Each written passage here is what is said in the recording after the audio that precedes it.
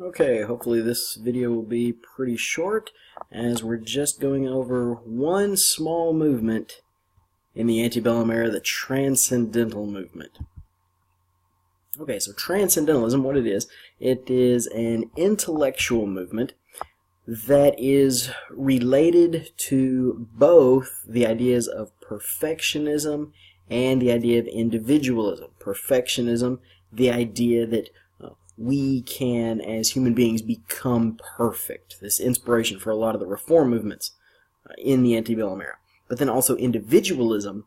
One of the things the Transcendentalists believed was that the society, the group dynamic, corrupted people. And so it was up to the individual to kind of maintain what we might think of as a sinless life. It's also partially inspired by Romanticism. Okay? Kind of the idea that, think of romantic paintings. When you see individuals that have been painted, had their portraits painted that are in the Romantic style, no blemishes whatsoever. And so they thought that this was, something that man could aspire to, this idea of perfectionism.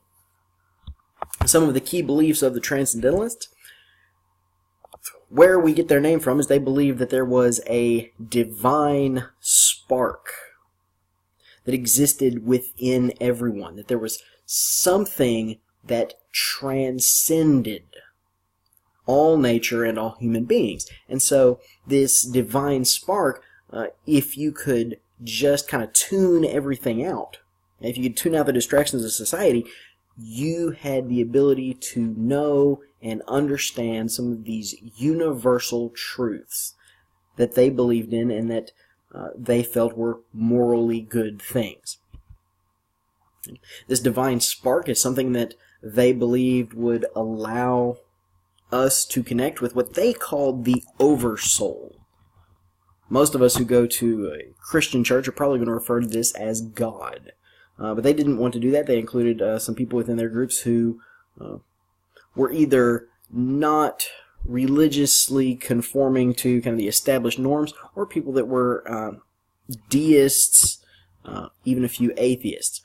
Okay? But they believed that there was this divine spark that was put there by what they called the oversoul that we could listen to and we could hear. With this, we also had the ability to kind of commune with nature, live with nature, work with nature, tune out the distractions of society and everything else, connect with the oversoul, and then know those universal truths. Okay? So that would allow us to better hear what was going on and what the oversoul wanted us to know. Okay? Generally, Transcendentalists were all opposed to what they consider to be immoral acts. These are these universal truths that they hear. Some of the big ones were war. They're generally all pacifists. And they are all, as far as I've ever seen, they were all opposed to slavery. They felt that this was clearly an immoral act, that the oversoul, that nature believed was wrong. Some of the major Transcendentalist writers, okay, some of these guys you may have heard of in English. The first one up here, Ralph Waldo Emerson.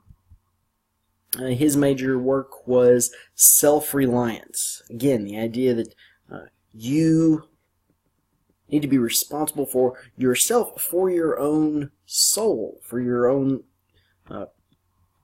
communing with nature. Okay? Now, he wasn't totally against, being around other people.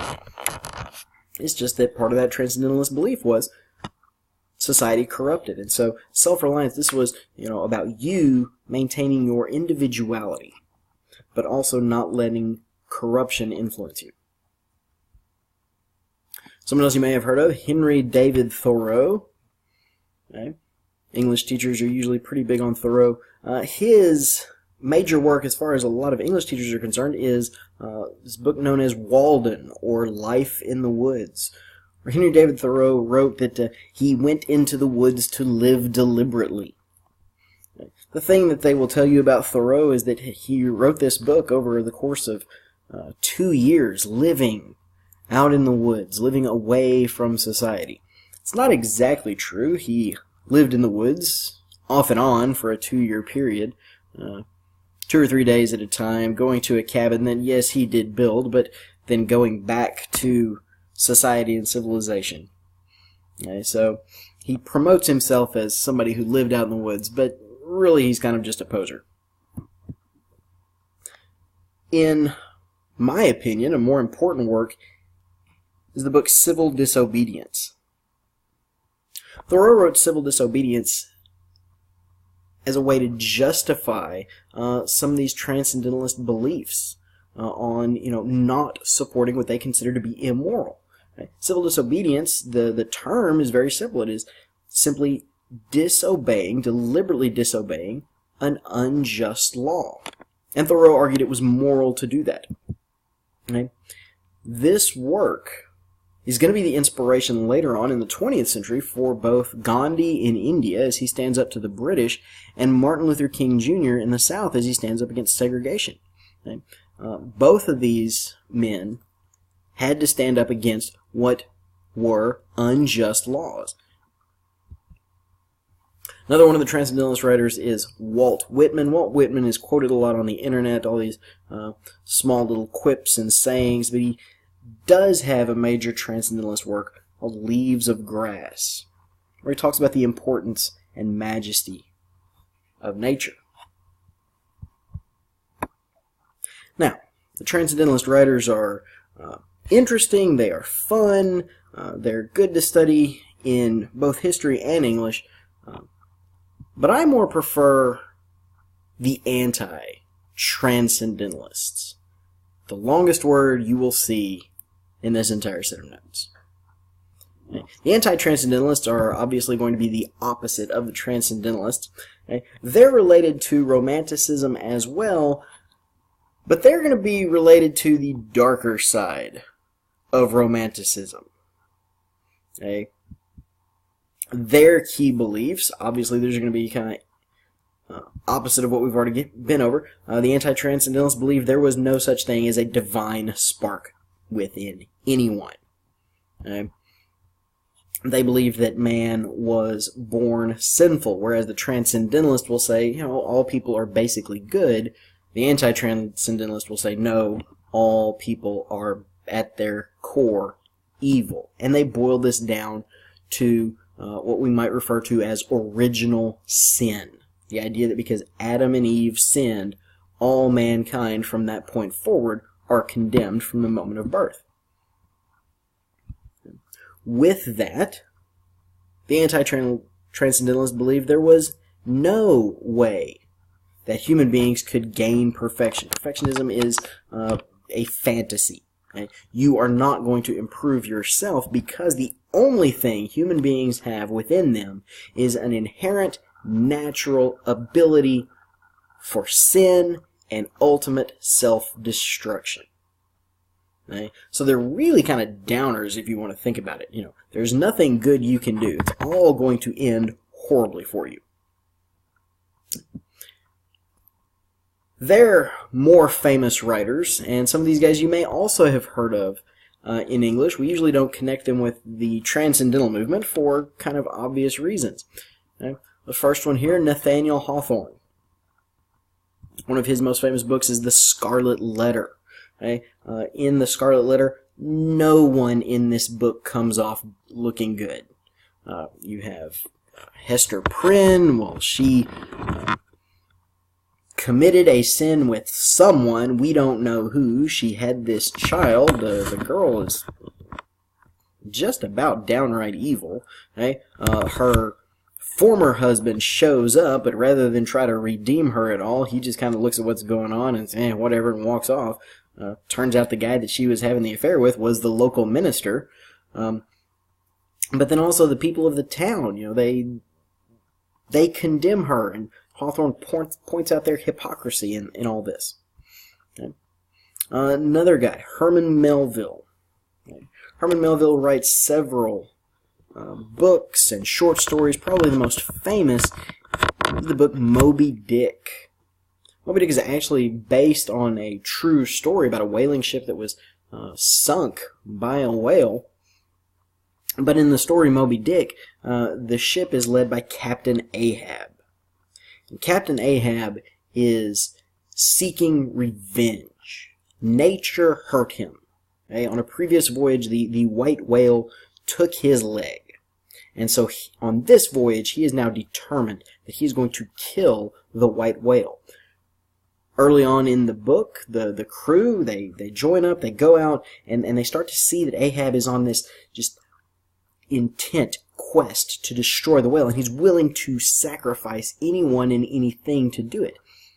And the crew originally thinks, okay, this guy is a little bit crazy, and they start talking about mutiny and how do they remove him as captain. But one by one, each one of them falls under his spell.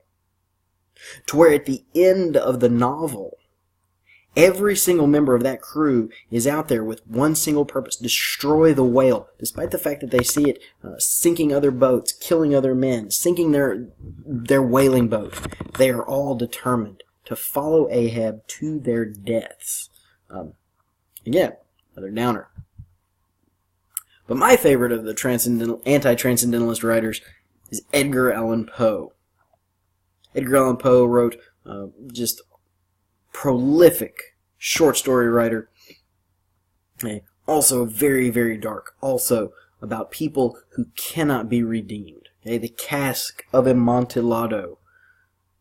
About a man who he doesn't like his neighbor, and he tricks his neighbor into coming down into his basement, gets him drunk, and during the night walls him up alive inside the wall of his basement. The fall of the House of Usher, a family that is just condemned and whatever, and the book ends with the house collapsing, with them being trapped inside. The Telltale Heart. A man commits a murder, and the police hear the screams, and so they come into the house, and he thinks he's convinced them that no murder has happened here, and finally at the end he keeps hearing this heartbeat over and over and over again. It gets louder and louder and louder until finally it consumes him, and he pulls back the place where he had concealed the body and shows the body as, there it is, I did it. He's fixing to get away with it too.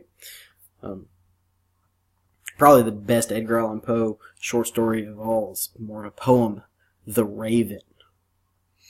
It's about a man who is sitting in his study. He is thinking about his lost love, the love of his life that has died. And all of a sudden a raven, which is a symbol of a memory, usually a dark memory, flies into the room, and he asks the raven at one point, when will this memory of my lost love leave me? And the raven says over and over again, nevermore. You'll never get over this loss that you've experienced. It will consume you. Okay? So really that's why these guys are my favorites, because they are so dark and way more interesting. That's all for the Transcendentalists. Have a great night.